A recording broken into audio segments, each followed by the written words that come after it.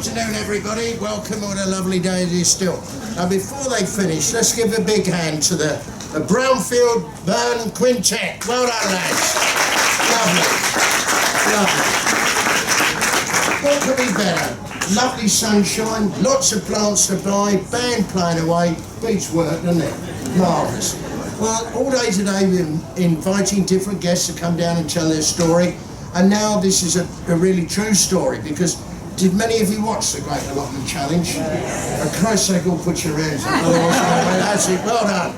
And as much as you hate to see them go, you had to have a winner. And the winner this year, and what a credible garden he produced, or allotment, whatever you call it, a big hand, Rob Smith.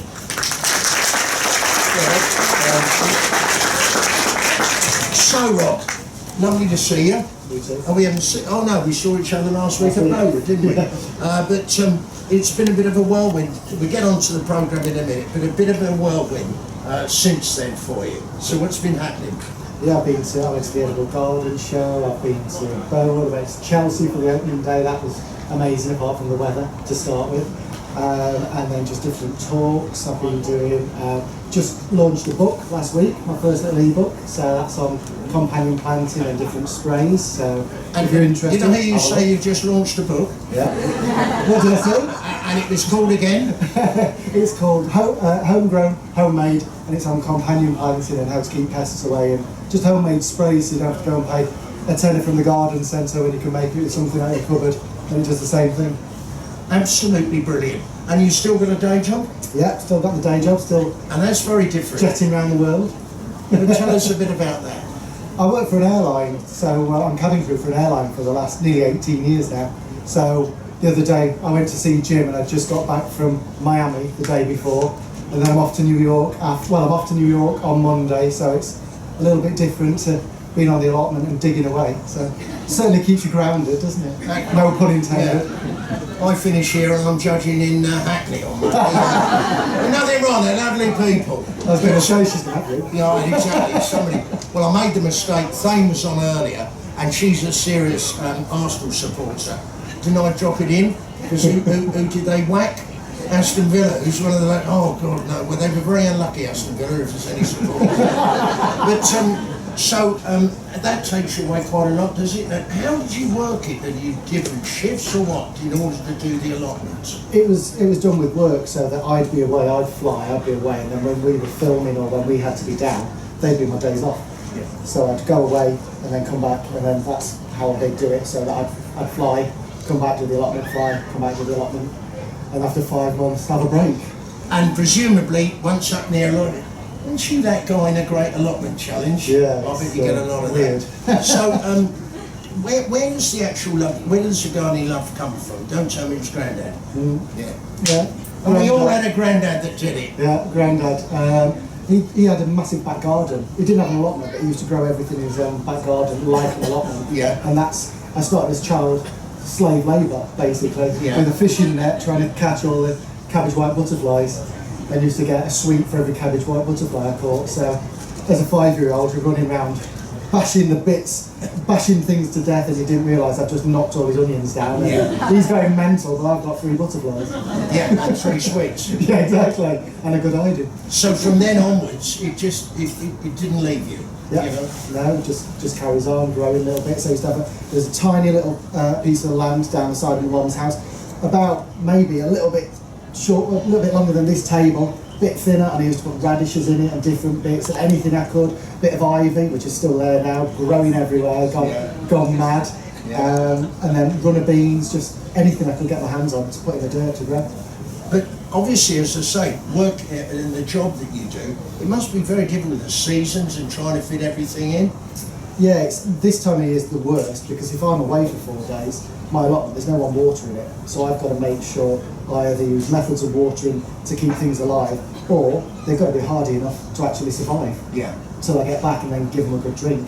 But I can't have things like when we run the show, we've got the leaky hose. I haven't got a leaky hose, so it's got to cope or die. Right.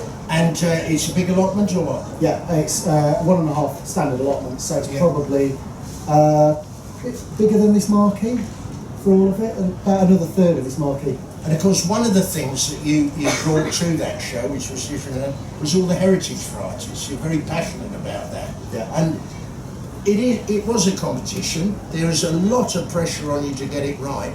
But he goes one step further and gets stuff that not a lot of people grow. And he's not only thinking, I hope this is going to work and I hope they like it. So I really took my hat off to you. I remember that with the cucumbers. Yeah, the yellow cucumbers. Do you remember the yellow cucumbers? Unbelievable. So how did you actually get selected, or how did you go about getting on to the actual show? Basically, I'd been on Twitter, just having a little look and putting things that I'd cooked or made or preserves or anything on Twitter for the 3 people that followed me, just because you can nowadays. Yeah. And I got a little message from a friend saying, "This looks up your street," and it was like the little adverts you get for different things. It said, "Do you grow your own veg?" Yeah. "Do you make things with your own veg, preserves and that?" Yeah. "Do you flower arrange?" No. The nearest I've got is flowers in a jam jar. Yeah. Stick them in a jam jar and stick them on the table. They look nice, don't they? I've never done.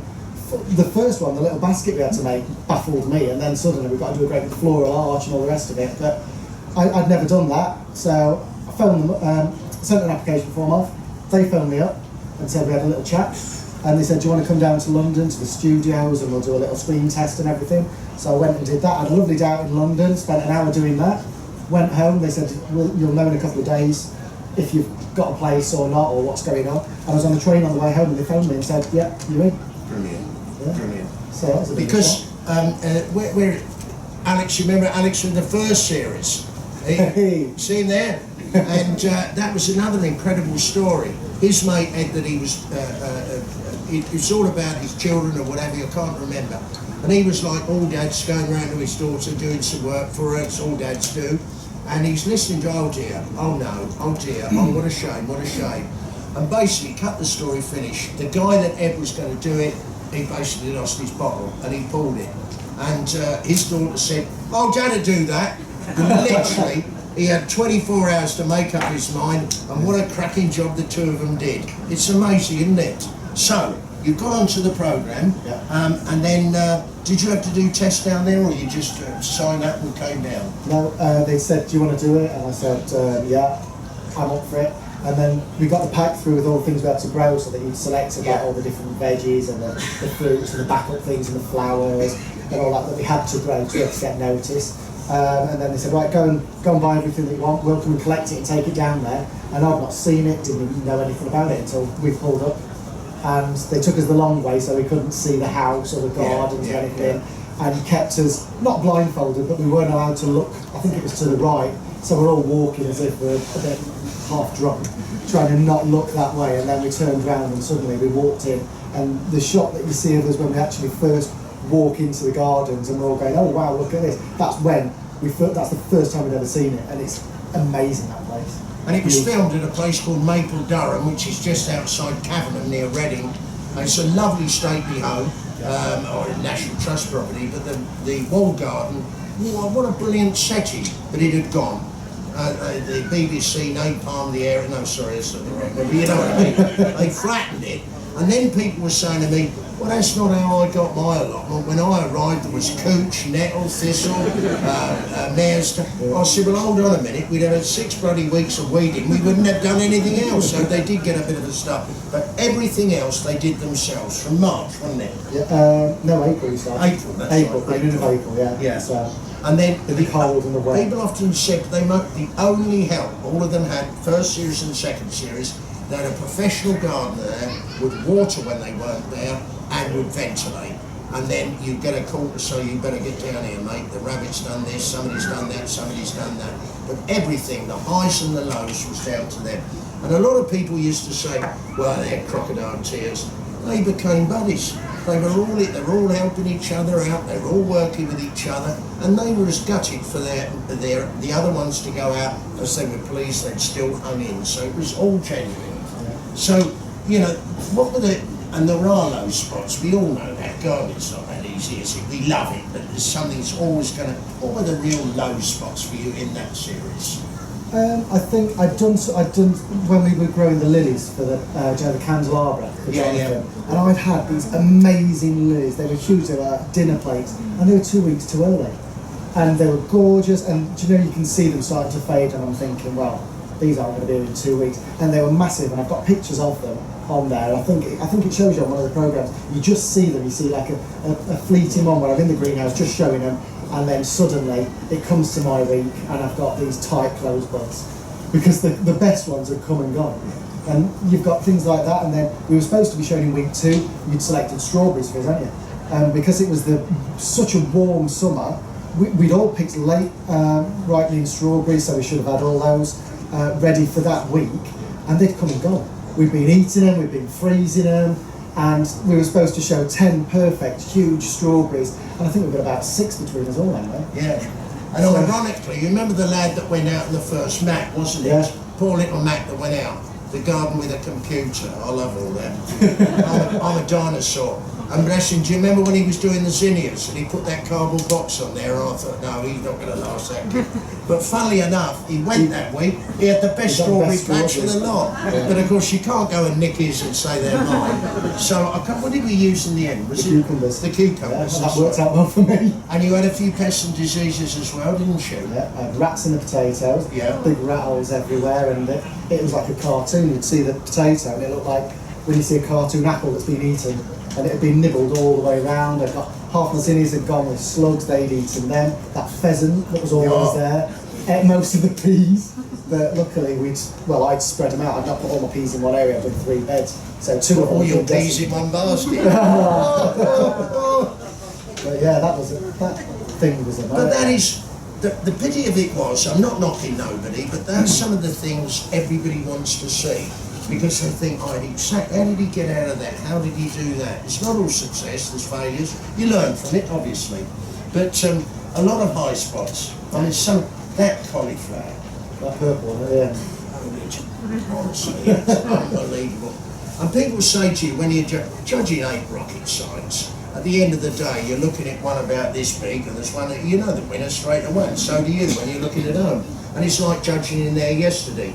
Certain exhibits there, you don't have to go through the procedure. Gold medal, move on. The easiest medal is the gold medal, because if there's nothing wrong with it, if everything's perfect, it's when you've got to go down the silver gilt, and you've got to go to silver, and you might go down to bronze. Then you're looking at everything just as more vigorously than you would for something that's perfect. But it all came good, and since then, as you say, you've started something else as well. Did you tell everybody you've got a book come out? I mentioned that. No, I didn't think so.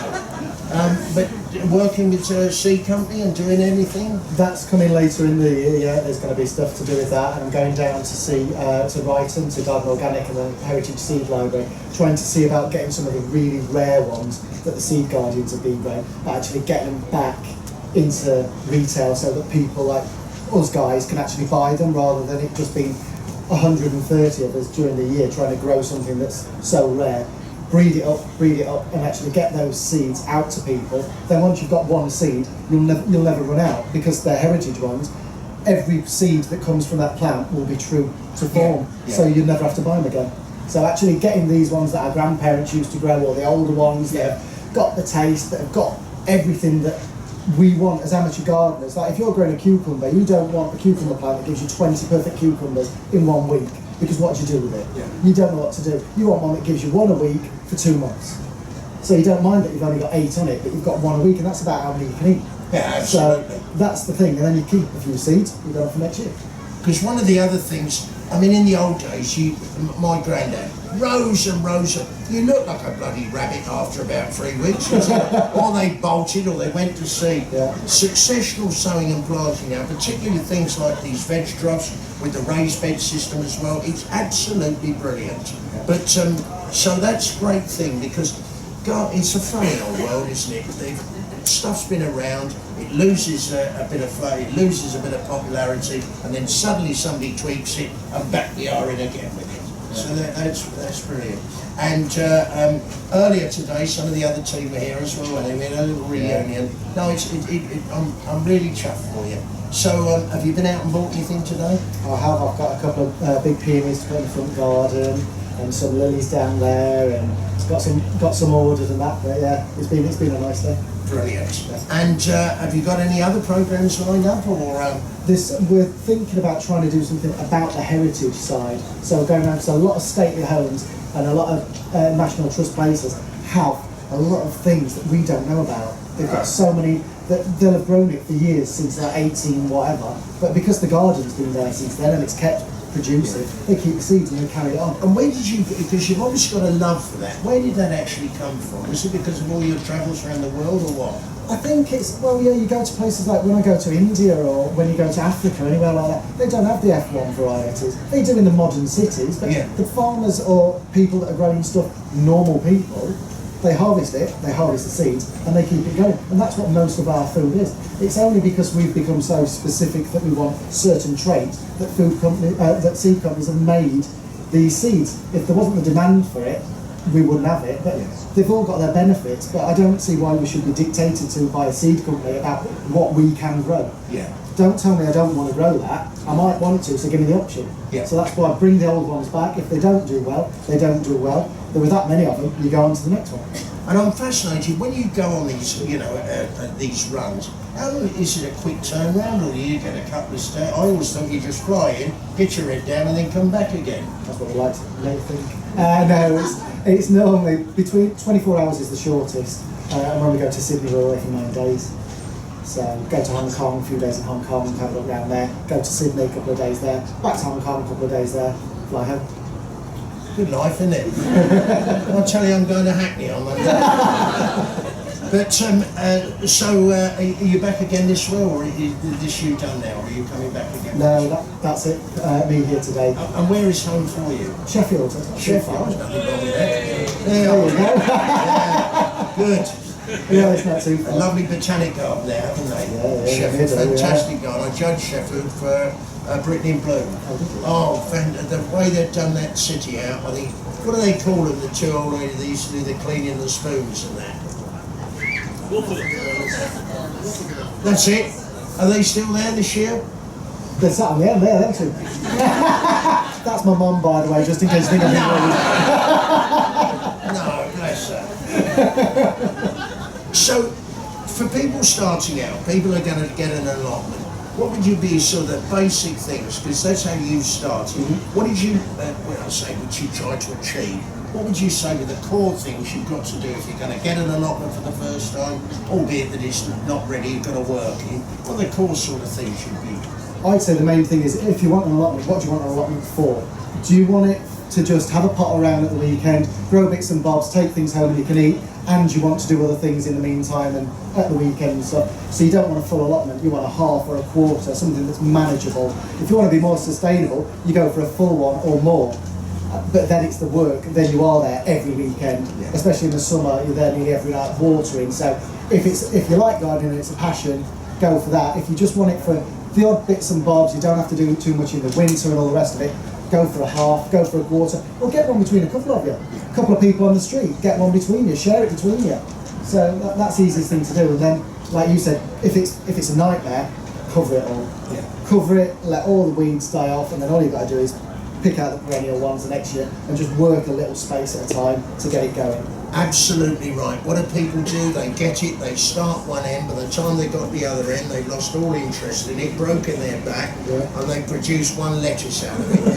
Just take a little bit, work that bit, cover the rest with polythene or whatever you think, industrial polythene, and just work that bit. The success from that will spur you on to do the next bit. And you're absolutely right now, Rob. They're giving people small plots to start, and if they get going, we were down at, you were there with us at Bowood, and at the moment there's a lot of politics, as you know, involving allotments. They're trying to find reasons why they don't want them. We know why they don't want them, don't we? But there's a lot of wonderful people out there. We met them that are, there was somebody from Barnet, wasn't there? Yeah. There was somebody else from another. The oldest plot in the country, it goes back to 1748 or something. 1748. They asked me if I judged that when it was first going. But they are under threat. I mean, allotments are incredible places. People become really pally with each other, help each other out. If they've got a glove, they give it to their mates, or vice versa. You're going on holiday, somebody will walk for yours, you'll do it for them. It's a wonderful way of life, it really is. And as I say, I think you and the rest of the team really brought it home to me. The trouble is with a lot of these television programmes, no disrespect, it's not real people. These are real people and they're doing what you want to do as well. We're sorry the programme's finished, you know, it's just one of those things, the BBC are launch themselves, but we're looking at possibly having another crack at it next year. Jonathan and I are very keen to do it. And when you said you weren't very good at flower arranging or you didn't do a lot of it, you knew the vegetables you had to grow for me, obviously. It's no good turning up and I said we're going to do carrots. You said, well, I haven't grown any. Likewise, you knew what you had to do for Lady Preserve, for the you know, the chutneys and what have you. What you didn't know was what Jonathan had got up his sleeve. Yes, you knew you had to grow flowers. And the first time they knew about it was when they lined up on the shooting gallery there. So Jonathan, what have you got them to do? Well, I want them to make a topiary, and they're little face. And I'll tell you, I'll take my hat off to all of you. I mean, and you'd obviously got a flair for that because, I mean, you scored quite well on that, didn't you? Yeah. And the I really enjoyed that. I never thought, I've always been of the mind, if you can't eat it, I'm not going to grow it. Because I've always thought you should be able to grow it, eat it, and that's it. And since doing that, I've had such an appreciation for flowers, and I've got 2 big beds of flowers now in the allotment, because you can do stuff with them. But it surprised me how much I enjoyed it. Because I've always thought, yeah, they look nice over there, but actually bringing them in or doing something with them, it's really good, it's really enjoyable. And of course, who was the other lovely there? Was it Rekha? Rekha. Yeah, the Indian lady. She grew to feed her family. She grew vegetables. She'd do a bit of chutneys and she did some cracking so often because anyway. But flower arranging, not her scene. But no, she had a go at it, didn't she? Yeah. She hated using the room. She hated using the space for flowers, didn't she? Exactly. She could have done something. She could have eaten. Yeah. But we all bring something to the table that's different, and that's what it's about. Ladies and gentlemen, lovely to see these proper people here. Big hand, Rob Smith. Thank you.